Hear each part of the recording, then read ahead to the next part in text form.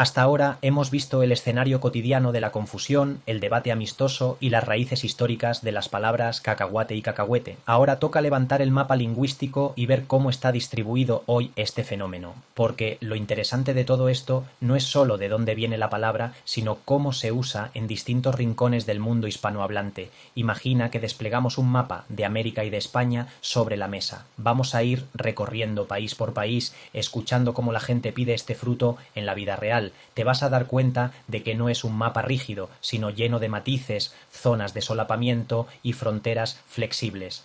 Empecemos por España. Aquí la palabra indiscutible es cacahuete. Si entras a un supermercado en Madrid, en Barcelona o en Sevilla, verás paquetes de cacahuetes tostados, crema de cacahuete, turrón de cacahuete. Nadie duda, nadie vacila. Esa es la forma estándar y todo el mundo la entiende. Tanto es así que si dices cacahuate, probablemente alguien te mire con curiosidad y pregunte de dónde eres. Para un español, la palabra cacahuete está tan integrada que suena natural, incluso infantil, porque la escuchan desde pequeños en fiestas, en el cine, en recetas familiares. Ahora crucemos el océano y aterricemos en México. Aquí el panorama es totalmente distinto. La palabra reina es cacahuate. La encuentras en dulces típicos como las palanquetas de cacahuate, en las mantequillas que se venden en supermercados, en los anuncios de televisión, en las ferias de barrio siempre hay vendedores ofreciendo garapiñados de cacahuate. Para un mexicano, cacahuete suena extraño, forzado, incluso extranjero. Si llegas y lo usas, te van a entender, pero inmediatamente te van a corregir con una sonrisa. Aquí decimos cacahuate. Sigamos bajando hacia Centroamérica. En Guatemala, Honduras y El Salvador también predomina cacahuate, aunque con pequeñas variaciones de pronunciación según la zona.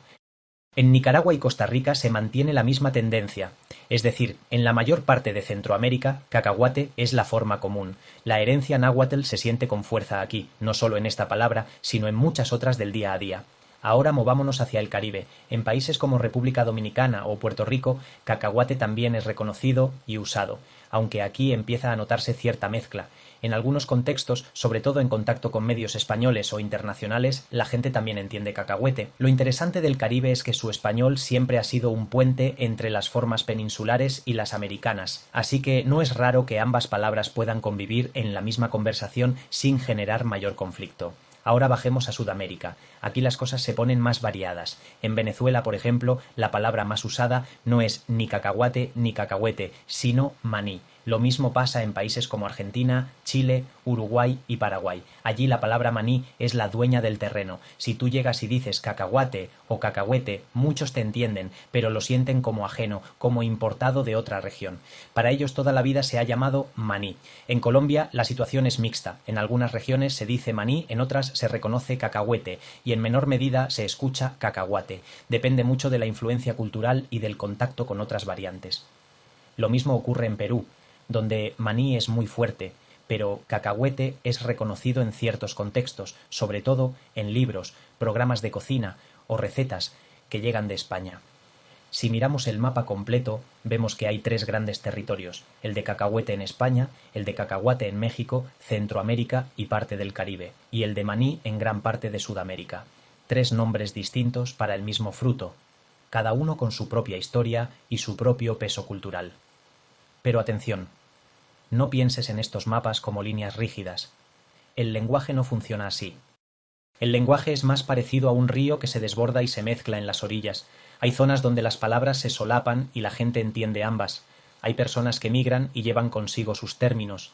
Hay medios de comunicación que difunden una variante en territorios donde no era común. Déjame darte un ejemplo real. Una joven española que vivía en México contaba que al principio siempre pedía cacahuetes en el supermercado. La miraban raro y le corregían. Poco a poco empezó a decir cacahuates para adaptarse, pero cada vez que hablaba con su familia en España por videollamada, regresaba al cacahuete. Al final, en su vida diaria, usaba las dos formas sin darse cuenta. Dependía de con quién hablara. Ese es el mejor ejemplo de cómo las fronteras lingüísticas son flexibles. Lo mismo pasa con los niños de familias migrantes. Imagina un niño mexicano que crece en Madrid. En casa escucha a sus padres decir cacahuate. En el colegio escucha a todos decir cacahuete. ¿Qué hace? Usa ambas, según el contexto. Esa habilidad de cambiar de palabra, sin esfuerzo, es una muestra de la riqueza de su repertorio lingüístico. Ahora bien, ¿qué pasa con la Real Academia Española? En su diccionario aparecen registradas tanto cacahuate como cacahuete y, por supuesto, maní. Todas están reconocidas como válidas. La diferencia es que cada una está marcada como de uso regional. Eso confirma lo que venimos diciendo. No hay una forma correcta y otra incorrecta. Hay formas preferidas según el lugar. Este mapa de palabras también nos enseña algo más profundo. El idioma no es uniforme. No hay un solo español. Hay muchos españoles conviviendo bajo la misma lengua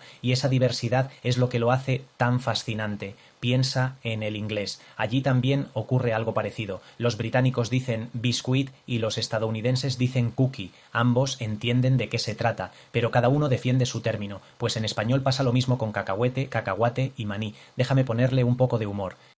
Imagínate una especie de mundial del maní, en una esquina el equipo de España con la camiseta de cacahuete, en la otra esquina el equipo de México con la camiseta de cacahuate, y en las gradas Sudamérica levantando pancartas que dicen maní, todos animando, todos defendiendo su palabra, pero al final todos comiendo lo mismo. Ese es el espíritu de este mapa. Otro aspecto interesante es cómo estas palabras se relacionan con la identidad nacional. En México, cacahuate está tan arraigado que forma parte del folclore popular, en canciones, en dichos, en tradiciones culinarias. En España, cacahuete aparece en recetas típicas y en el vocabulario infantil. En Sudamérica, maní es protagonista en postres tradicionales como el turrón de maní o el maní confitado. Cada palabra está asociada a experiencias de vida, a sabores y a recuerdos. Este bloque nos muestra que hablar de cacahuate o cacahuete no es solo hablar de fonética, es hablar de geografía, de migraciones, de identidad. Es entender que las palabras se mueven con la gente, cruzan fronteras y se adaptan. Quiero que te quedes con esta imagen, un mapa que no está dibujado con tinta, sino con voces. Voces que dicen cacahuete en Madrid, voces que dicen cacahuate en Ciudad de México, voces que dicen maní en Buenos Aires. Todas esas voces forman un coro inmenso que habla la misma lengua con acentos distintos. Así que la próxima vez que escuches una variante diferente, no pienses en corrección, piensa en mapas, piensa en viajes, piensa en la historia que hay detrás de esa vocal cambiada o de ese sinónimo inesperado, porque eso es lo que hace vivo al español. En el siguiente bloque vamos a dejar de lado los mapas y entrar en la vida práctica. Vamos a ver cómo estas palabras se usan en la calle, en la cocina, en la publicidad, en la vida cotidiana, y también vamos a explorar si alguna de ellas tiene un tono más formal o más coloquial según el lugar. Porque al final la lengua se vive, no solo se estudia. El mapa ya está trazado. Ahora vamos a entrar en las escenas de la vida real.